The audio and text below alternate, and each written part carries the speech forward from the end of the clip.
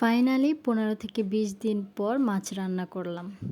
কারণ হচ্ছে যেহেতু কোরবানি ঈদ গিয়েছে, কোরবানি ঈদের সময় শুধু গরুর মাংসই খাওয়া হয়। আর গরুর মাংস না খাওয়া হলে গরুর যে কোনো আইটেম যেমন বট, কলিজা বা গরুর ঝুরা মাংস কিছু না কিছু খাওয়া হয়।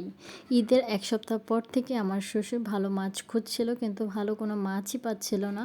আর আমাদের বাড়িতে হচ্ছে চাষের মাছ কেউ একদমই পছন্দ করে না, শুধু ইলিশ মাছ আর ইচা মাছটা একটু খায় বেশি আর কি। এই জন্য আমি বেশি রেসিপিও বানাতে পারি না। তো যাই হোক, আজকে হচ্ছে 2টো ইলিশ মাছ রান্না করব। 3টে ইলিশ মাছ এনেছিল, 2টো আমি এখানে ভিজিয়ে নিয়েছি। আর আমি এই ইলিশ মাছগুলো রান্না করব হচ্ছে ডাঁটা, ধুন্দুল আর হচ্ছে আলু দিয়ে। সবাই একটু ঝোল ঝোল তরকারি পছন্দ করে, এই জন্য একটু ঝোল করে রান্না করব। আর আমার শাশুড়ি হচ্ছে এখানে ইলিশ মাছগুলো সুন্দরভাবে কেটে নিচ্ছে। মাছগুলো এত বেশি ভালো ছিল, এতটা ঘ্রাণ আর এত তেল হয়েছিল যে বলার বাহিরে। কারণ হচ্ছে মাছের মধ্যে একদমই ডিম ছিল না। যদি ইলিশ মাছের মধ্যে ডিম না থাকে তাহলে সেই মাছটা নাকি খুব স্বাদ হয়। তো আমার শাশুড়ি হচ্ছে সুন্দরভাবে মাছগুলোকে পিস পিস করে কেটে নিচ্ছিল। যদিও এখান থেকে সবগুলো রান্না করব না, কিছুটা তুলে রাখবো।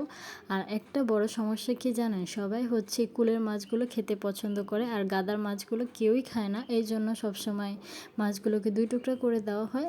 এই গাদার মাছগুলো হচ্ছে আমরা কচু শাক দিয়ে রান্না করি বা ভেজে খেয়ে ফেলি। এইদিকে হচ্ছে আমার কাটাকুটো প্রায় শেষ। আমি এখানে ডাঁটা আর ধুন্দুল নিয়ে নিয়েছি আর হচ্ছে আলু নিয়েছি। তো প্রত্যেকটা সবজি আমি কেটে সুন্দরভাবে পরিষ্কার করে রেখেছি। যত রান্নাই হোক না কেন, ডাল তো রান্না করতেই হবে। আমি এগুলো সুন্দরভাবে ধুয়ে নিয়েছি। ধুয়ে নেওয়ার পর একটি কড়াই বসিয়ে দিলাম, চুলায় পেঁয়াজ দিলাম সামান্য পরিমাণ। পেঁয়াজগুলো যখন ভাজা হয়ে যাবে তখন এর মধ্যে আদা রসুন বাটা আর হচ্ছে জিরে বাটা দিয়ে দেবো। এগুলো দেওয়ার পর কিছুক্ষণ ভেজে নেব। ভেজে নেওয়ার পর হচ্ছে আমি লবণ আর হলুদ মরিচের গুঁড়া দিয়ে দেবো। আমাদের কিন্তু হলুদ মরিচের গুঁড়া একসাথে মিক্স করা, এই জন্য একবার দিলে হয়ে যায়। তো মশলাটা যখন কষানো হয়ে যাবে তখন এর মধ্যে সব তরকারিগুলো ঢেলে দেব। তো তরকারিগুলো কিছুক্ষণ সময় নিয়ে কষিয়ে নেব। যেহেতু আমি আগে থেকে আলাদা করে সিদ্ধ করে নিইনি, এই জন্য আমি তরকারিগুলোকে কিছুক্ষণ সময় নিয়ে সামান্য পরিমাণ পানি দিয়ে কষিয়ে নেব, যাতে করে অর্ধেকটা পরিমাণ এখানে সিদ্ধ হয়ে যায়। তো তরকারিটা যখন কষানো হয়ে গিয়েছে তখন এর মধ্যে হচ্ছে আমি গরম পানি দিয়ে দিচ্ছি। গরম পানি দিলে কিন্তু তরকারির স্বাদটা বেড়ে যায়, আর ঠান্ডা পানি ইউজ করলে তরকারির স্বাদটা একটু কমে যায়। নতুন একটা টিপস শিখে রাখেন সবাই।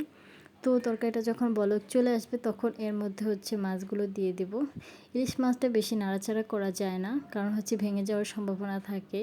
তো এক এক করে হচ্ছে সবগুলো মাছ এখানে দিয়ে দেওয়া হচ্ছে। ইলিশ মাছটা রান্না করতে কিন্তু বেশি একটা সময় লাগে না, তরকারিটা কষাতে যতটুকু সময় লেগেছে। মাছটা দেওয়ার পর হচ্ছে 10 মিনিটের মতো জাল করে তারপর নামিয়ে ফেলতে হবে। কারণ হচ্ছে বেশি নাড়াচাড়া করতে গেলে মাছটা ভেঙে যেতে পারে। তো আজকের ভিডিওটা এই পর্যন্ত। যদি রেসিপিটা ভালো লেগে থাকে আর রান্নাটা যদি ভালো লেগে থাকে তাহলে অবশ্যই লাইক, কমেন্ট এবং শেয়ার করে পাশে থাকবেন। আল্লাহ হাফেজ।